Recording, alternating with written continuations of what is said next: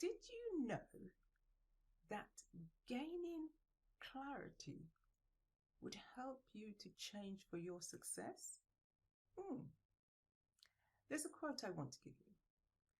A gentleman by the name of Albert Schweitzer was asked the question, "What is wrong with men today?" And his response was, "They simply don't know how to think." Yeah. So, what's this thing about thinking?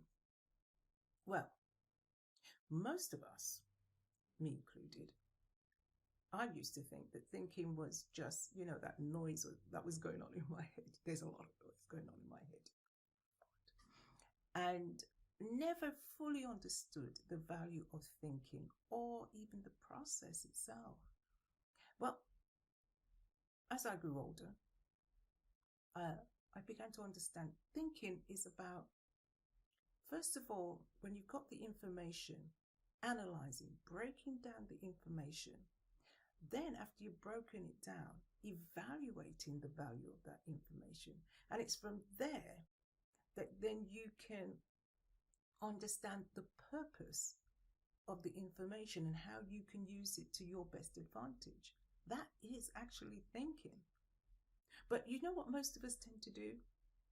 We respond to an emotional signal based on what has entered through our eyes, our ears, or touch or smell. We respond. We don't think. And we think, I don't think that's even the true statement. We feel that we're right to respond to the emotion. Here's a curious thing, though, about emotions. Or let me say feelings, because emotions are chemical signals. Feelings. The curious things about feelings are feedback. Feelings tell you how accurate your behavior or response was in relation to your goal. I know. You want that again? Okay.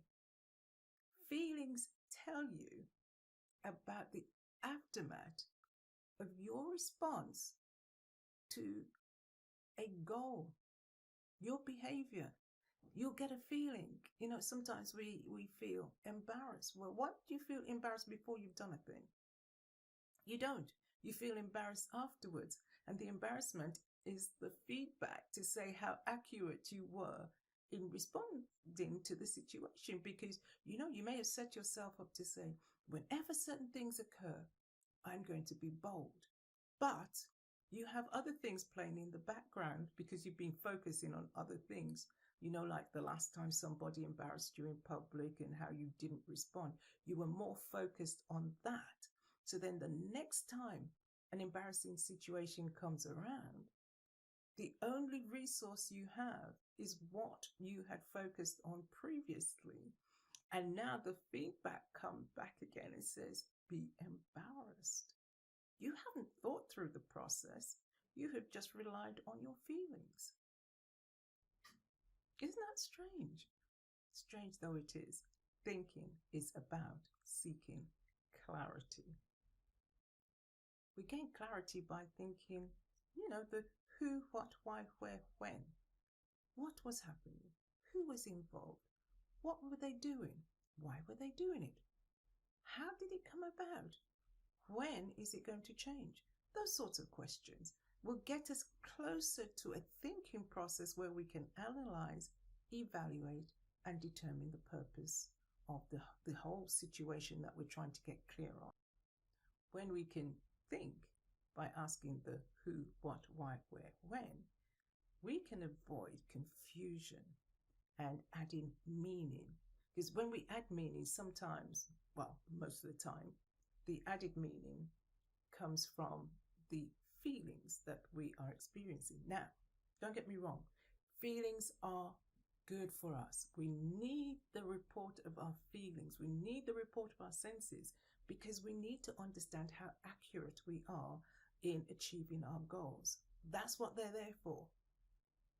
When we can understand those feelings, then we can adjust. We can make adjustments to say, well, if there isn't an immediate opportunity let me extract the lesson from this situation so that if it ever arises again, I know what I can do. Now, when we can think like that, we're going to shut down any opportunities to berate and beat ourselves up. You know the kind of statements I'm thinking of? Like the ones that say, I'm not good enough, like when we get embarrassed, or I can't do this because somebody called us to do something and we made a mistake. And we would often say, I can't do this. Or what else do we say? It's not me, it's them. It's them. They're always getting in the way. The other things that we do is that we'll hesitate and doubt ourselves. Am I the right person to do this? That's the hesitation. I maybe leave it for another 5 minutes, another day, another week. The procrastination will meander around and around and around and not take any action. You know, like the person who picks something up, they look at it and put it down, pick it up again, put it down, just putting it off. We're all guilty of it, every last one of us. We don't all come with a book of answers, but we do have the ability to think, to ask a reasonable question, and not just to jump and react. Ultimately, the ability to think removes uncertainty, definitely downgrades insecurity. It stops comparison. You know, I'm not as good as so and so. It shifts us in a way that we can become more resourceful and change for success. Okay, this is Jen Joseph. Bye for now.